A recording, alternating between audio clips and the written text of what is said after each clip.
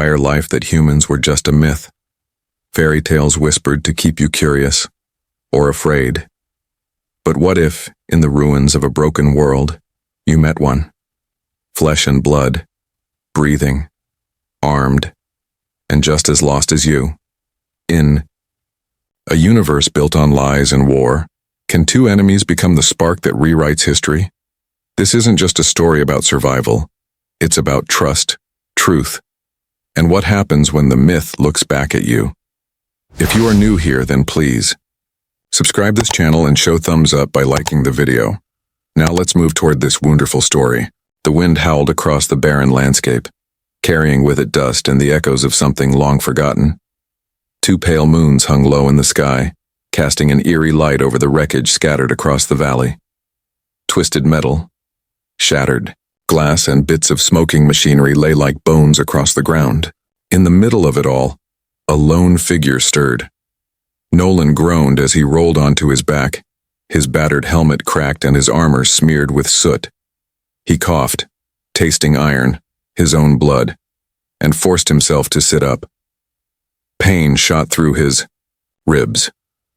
The crash had been worse than he remembered.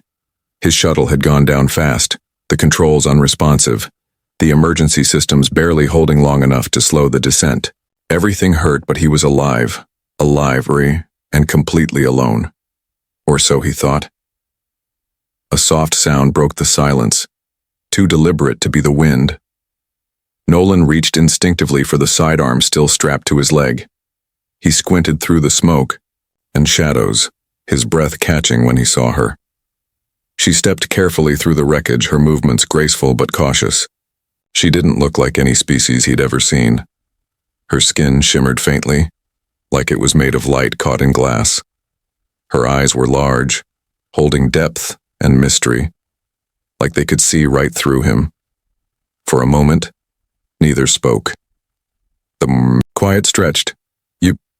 You're real, she said softly, her voice filled with disbelief. It was like she was trying to convince herself more than him. I didn't think. We thought you were just stories. Nolan stared at her, unsure if he was hallucinating from the head injury. Excuse me? He rasped, still holding, his weapon up though his hand trembled. You're a human, she whispered, taking a small step closer. My name is Myron. My people told tales of your kind, of the wars, the bravery, the destruction. But no one ever believed humans actually existed, not really. Nolan's mind was spinning. She looked alien, sure, but not threatening, and she didn't seem to recognize the gun pointed at her chest. He slowly lowered it, his instincts battling with confusion. You've never met a human before? He asked. She shook her head. Her silver blonde hair moved like liquid, catching the moonlight. Never. Only stories. Around fires. Warnings mostly. You were like monsters in the night. Dangerous, angry, but also brave and sad. He snorted, then winced at the pain it caused. Sounds about right. There was a pause between them again. Not unfriendly, just full of wonder. You okay? She asked gently. Define okay, he replied. My ship's a pancake, my squad's gone, and now I'm talking to an alien who thinks I'm a bedtime story. Myron smiled, but it didn't quite reach her eyes. And yet here we are. He nodded slowly, realizing just how surreal this was. So, what now? You gonna call for backup? Take me in? Study me? No, she said quickly. I'm not here for that. I was sent to check out some strange readings in this region. When I got here, I found your ship. And then, you. There was sincerity in her tone. Nolan wasn't sure he trusted her, but he didn't feel threatened. That was new. Usually, contact with alien species went south fast. Distrust, panic, weapons drawn. But this was different. A low, distant hum rose in the air. Myron's head snapped toward the sound, and Nolan instantly felt his body tense. The noise wasn't natural. It was mechanical, steady, and getting closer. We're not alone, she said, stepping closer to him. That sound. Drones, maybe. Scavengers, not mine. Friendly? She shook her head. Definitely not. Nolan pushed himself up, gritting his teeth. He swayed on his feet but managed to stay upright. Then we move. Mirren hesitated. Where? He glanced around, trying to get his bearings. His visor blinked, showing a flickering map. There's a cliff face about a half-click east. If we're lucky, there'll be caves. Caves? She echoed, looking skeptical. You got a better idea? She didn't. Together they began to move, carefully navigating the wreckage and staying low. The hum was louder now, unmistakably closing in. Mirren moved with a fluid grace, her steps almost silent. Nolan, heavier and slower, struggled to keep up, but adrenaline pushed him forward. They reached the cliff just as lights appeared behind them, sharp beams scanning the area. Nolan spotted a narrow crevice between two jagged rocks. There! They squeezed through, scraping against stone, and emerged into the darkness of a cave. It was cool and damp, a welcome change from the smoky air outside. They didn't stop, moving until the light from the entrance disappeared behind a bend in the tunnel. Panting, Nolan leaned against the wall. Myron stood nearby, listening. The hum of the drones faded slightly. For now, they were safe. That was close, she whispered. Too close. They looked at each other. Really looked. Two beings from different worlds, forced together by chance and danger. There was still fear in the air, but also something else, curiosity, maybe even respect. You saved me out there, Nolan said quietly. Mirren tilted her head. So did you. A silence settled again. Not awkward this time, just thoughtful. Whatever this was between them, it had just begun. Neither knew what the next moment would bring, but both understood one thing very clearly. The stories were no longer just stories. They were real. The air inside the cave was cooler than outside, carrying the scent of damp stone and something older, something ancient. Small drops of water echoed as they fell from the ceiling, the sound bouncing softly off the walls like whispers in the dark. Nolan pressed his back against the rock, trying to slow his breathing. His ribs still ached from the crash, and every movement sent sharp reminders that he was far from healed. He watched as Mirren moved a little ahead, her faint glow casting long shadows across the uneven ground. She didn't seem tired, but her eyes were alert, scanning the darkness ahead as if expecting something worse to appear at any moment. They hadn't spoken much since entering the cave. There wasn't much to say yet. Both were still trying to make sense of what had just happened, of each other. Nolan had no reason to trust her, not really. She was alien, unfamiliar, and by her own words, raised to believe humans were only myths. But she hadn't left him behind. That counted for something. Myron paused at a fork in the tunnel, tilting her head to listen. Her ears weren't shaped like his, but they twitched slightly, sensitive to sound in ways he couldn't understand. After a long moment, she pointed, left. This way, she said softly. Nolan followed without argument. He was starting to realize she moved with the kind of confidence that only came from someone who'd learned to survive. He'd seen that look in human soldiers before, the quiet edge, the constant awareness. She had it too, even if everything else about her felt like it came from a dream. As they walked, Nolan finally broke the silence. You said you were sent here. By who? Mirren glanced at him but kept walking. My people. If you can still call them that. We don't live in big cities anymore, no governments, just clusters. Groups that stay alive however they can. My cluster monitors deep space. We watch for things that don't make sense. Strange signals, odd movements. Your crash showed up on our scans. He nodded slowly. That explained how she found him so quickly, but not why she stayed. And you came alone? No, she said, but I'm the only one who made it this far. Nolan didn't press for more. The way she said it, quiet, tired, he understood what it meant. The others were gone. He'd seen that look too. After another few turns, the tunnel widened into a larger chamber. It wasn't much, just a bit of flat ground and a pool of clear water fed by a thin stream running down the wall. But it felt safe. They both needed a moment to rest. Miran knelt by the pool and dipped her hands into the water. Her reflection shimmered, broken by the ripples. Nolan sat down across from her, stretching his legs and trying not to wince. "Why didn't you turn me in?" he asked after a while. "If humans are supposed to be dangerous myths, wouldn't it make more sense to capture me? Prove we're real?" Myron didn't answer right away. She kept her eyes on the water, watching the way it moved under her touch. "I don't know," she admitted. "Maybe because I didn't want to believe the stories were true. The ones about how violent your kind was. I wanted something else, something different." Nolan looked down at his hands, calloused and stained from battle. "Some of it's true," he said. "We've done terrible things, but so has every species in a war." She looked up at him then, her gaze sharp but not cold. "That's the part they never say out loud, that it's not just your kind, that maybe we're all guilty of something." They sat in silence for a bit, both thinking. The quiet was almost comforting now. Then, the sound came again. Soft, steady footsteps echoing from the tunnel behind them. Myron was on her feet instantly, her body tense. Nolan grabbed his weapon, ignoring the pain. Shadows danced on the walls as the sound drew closer. "We need to move," she said quickly, scanning the tunnel they hadn't explored yet. "Where?" Nolan asked, his voice tight.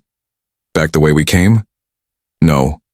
There's another way out, deeper in. It's risky, but we'll have a chance." He nodded. "Lead the way." They slipped into the next tunnel, moving quickly but carefully. The walls closed in tighter here, and the floor was slick with moisture. Nolan kept one eye behind them, watching the shadows stretch and twist. He couldn't tell how many were following or what they were, but he knew they weren't friendly. After several tense minutes, they paused in a small alcove. Myron was breathing harder now, finally showing signs of fatigue. Nolan leaned against the wall, trying to make sense of everything. "I don't get it," he said quietly. "Why risk everything to help me?" She looked at him, her eyes reflecting the faint light. "Because maybe this is how it starts," she said. "Not with peace talks or treaties, but with two people choosing not to shoot each other." He stared at her, unsure what to say. Part of him still wanted to believe this was all some strange dream, but it wasn't. She was real. The danger was real, and the choices they made now would shape everything that came next. Somewhere behind them, a low mechanical whir echoed through the tunnels again. Nolan stood up. "Then let's keep choosing." Myron gave a small nod, then turned and led the way into the darkness. The narrow mountain path twisted like a snake through jagged rocks and steep cliffs. Each step was a test of balance and nerve, and the wind tugged at their clothes as if trying to push them back. Nolan had no idea how long they had been walking since they escaped the cave system, but his legs ached and his vision swam with fatigue. Still, he followed Myron without complaint. She moved with quiet determination, as if she knew exactly where they were going. Though she had admitted earlier she'd only heard rumors of the place they were seeking, a place called Dorothol. Dorothol wasn't marked on any map. It didn't send out signals or welcome visitors. It was a settlement built by people who had given up on war, politics, and the chaos of the galaxy. People who had run away from everything to create something else, something that could survive in the shadows. They reached a narrow cleft between two cliffs. Myran paused and placed her hand against the stone. For a moment, nothing happened. Then the rock shimmered and a narrow passage opened. Nolan blinked in surprise but said nothing. He was starting to accept that reality had changed for him in ways he still didn't understand. Inside the passage, the walls were smooth and warm, not natural but clearly shaped by someone or something. The tunnel sloped down and opened into a hidden valley surrounded by high cliffs. Small lights glowed like fireflies along pathways leading to huts and domes made from a mix of old technology and natural materials. It was beautiful in a strange way, like the future had taken root in the ruins of the past. Myran led him down toward the center of the settlement. As they walked, eyes watched from doorways and shadows. No one approached. No one smiled. They don't trust outsiders, Mirren said quietly. Especially not ones who show up with weapons. Can't blame them, Nolan muttered, adjusting the rifle slung across his back. They reached a large circular structure built from rusted ship panels and stone. Inside it was dimly lit, but warmer. 3 people stood waiting. One was a tall, heavy-set man with deep scars across his face. Another was a woman with skin like polished stone and eyes that seemed to glow faintly blue. The third was a thin, older figure with a cloth covering his eyes. The scarred man stepped forward. "You brought a human," he said bluntly to Myron. "Yes," she replied calmly. "And he saved my life." "That doesn't mean he belongs here," the woman said, her voice even but cold. The older figure lifted his head slightly. "Let him speak. Let us hear his story." Nolan felt every eye on him. He swallowed and stepped forward. "My name's Nolan," he said. "I was part of a recon team. We crashed. I'm the only one left. I don't want trouble. I just want to survive." The blind man tilted his head as if listening to something no one else could hear. "He tells the truth," he said after a long pause. "He's tired and lost but honest." The scarred man didn't look convinced. "So what? He's still a risk." "Everything is a risk," the woman said quietly. "But maybe we need to hear new voices." Mirren turned to Nolan. "This is Cohen," she said, nodding toward the man with the scars.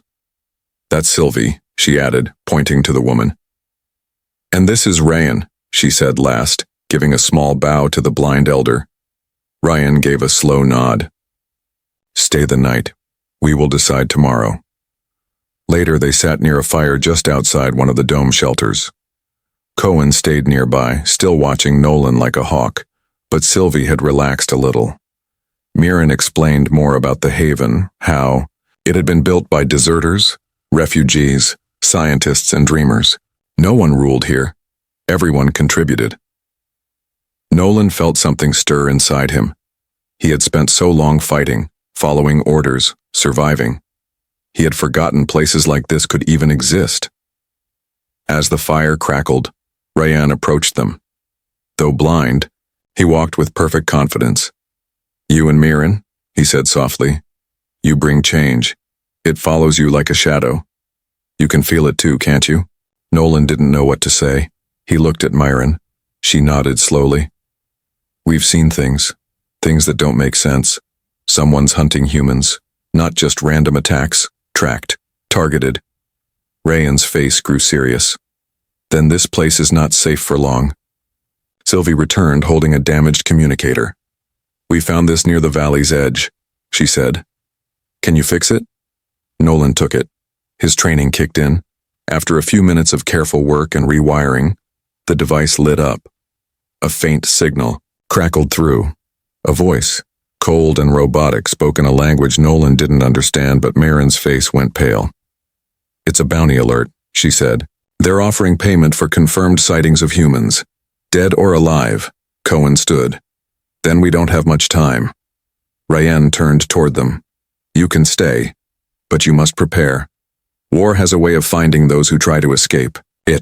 Myron looked at Nolan. "You wanted to survive," she said softly. "Now you have to decide if you want to do more than that." Nolan stared into the fire, the heat warming his tired hands. He didn't know the answer yet, but he knew this running wouldn't be enough anymore. The sky above Dorothal darkened with thick clouds and the air crackled with tension. Nolan stood on the edge of the settlement, watching the horizon where a thin line of black shapes was growing closer with every second. His fingers tightened around his weapon. He had seen too many battles, too many endings, but this one felt different. This wasn't just about survival. It was about something deeper, something he hadn't believed in for a long time. Choice. Behind him, the people of Dorothal moved quickly but quietly, gathering supplies, checking the few defenses they had. The settlement was never meant to be a fortress, it was a sanctuary, but now it had become a target. Mirren approached from the other side of the square, her expression unreadable. Her light didn't shine as brightly tonight. She looked tired, maybe afraid, but there was still strength in her step. She stopped beside Nolan and followed his gaze. "They'll be here within the hour," she said. "Mercenaries?" he asked. She nodded. "And worse. Not just guns for hire. These ones want answers. Proof. Maybe trophies." Nolan didn't ask what kind of trophies. He already knew.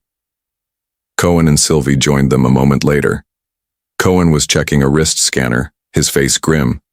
"They're using old military tech, scanners, drones, thermal readers. They'll find us even if we hide." "We don't hide," Sylvie said firmly. "We've hidden long enough."